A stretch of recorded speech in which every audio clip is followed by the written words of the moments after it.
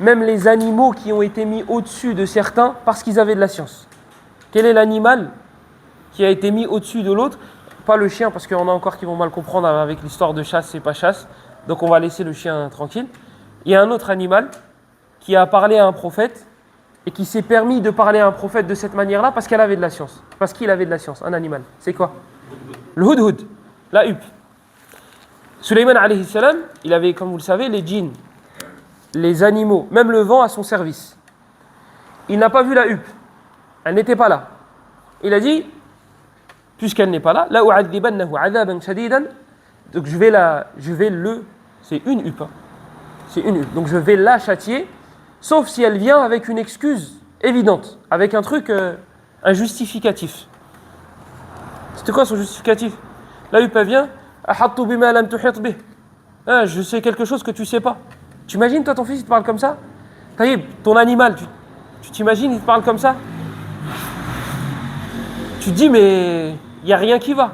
Mais comment ça se fait qu'elle s'est permise de parler comme ça à un prophète qui est roi? Parce qu'elle avait une science que Sulayman n'avait pas. Donc la science l'a mis au-dessus. Juste un tout petit peu après. C'est la page d'après. Il me semble que c'est la page d'après. Quand Sulayman alayhi salam, il voulait le trône, qui est-ce qui s'est porté volontaire? قال عفريت من الجن أنا آتيك به قبل أن تقوم من مقامك وإني عليه لقوي أمين. أمين. طيب, un ifrit, al-ifrit, c'est un des plus puissants démons. C'est pas djinn. C'est un djinn, mais démon. L'ifrit, quand on dit ifrit à quelqu'un, c'est une insulte. Hein. L'ifrit, c'est un djinn puissant, mais parmi les démons, parmi les mauvais. Donc ils sont très mauvais et ils sont très forts.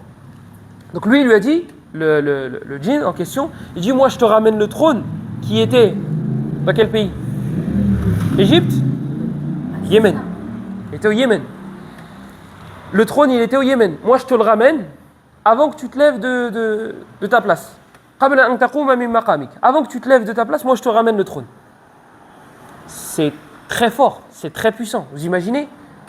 En Algérie, il y a quelque chose que vous avez oublié là-bas, ou que vos cousins vous ont volé, parce qu'ils n'ont pas ces choses-là, et un djinn vous le ramène, il te dit, moi je te le ramène avant que tu te lèves de ta place. C'est très rapide, c'est très puissant. Il y en a un, il a dit, moi je te le ramène encore plus rapidement que ça. Avant que tu puisses cligner des yeux. Voilà, mais pourquoi? Quelle était sa caractéristique? Allah il en a cité une.